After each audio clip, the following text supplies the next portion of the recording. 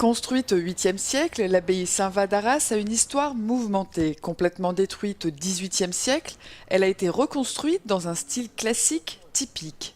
C'est surtout une grande sobriété des espaces et puis on retrouve un peu le style à l'antique qu'on pouvait trouver sur les façades des temples romains de l'époque.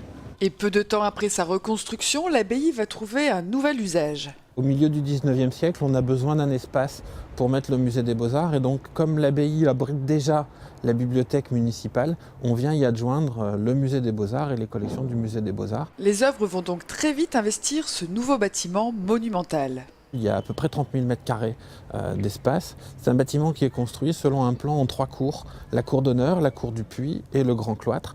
Le cloître qui reste le seul endroit qui n'ait jamais bougé dans l'histoire de l'abbaye. Autour d'un jardin à la française, la construction est singulière. C'est un cloître fermé, ce qui est la particularité et ce qu'on retrouve par contre très peu dans d'autres abbayes.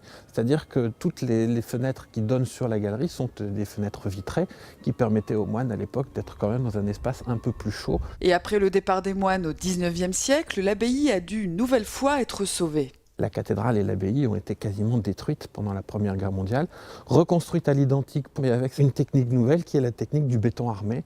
Et donc ce qui explique que l'architecture globale de l'abbaye est une architecture en béton armé aujourd'hui.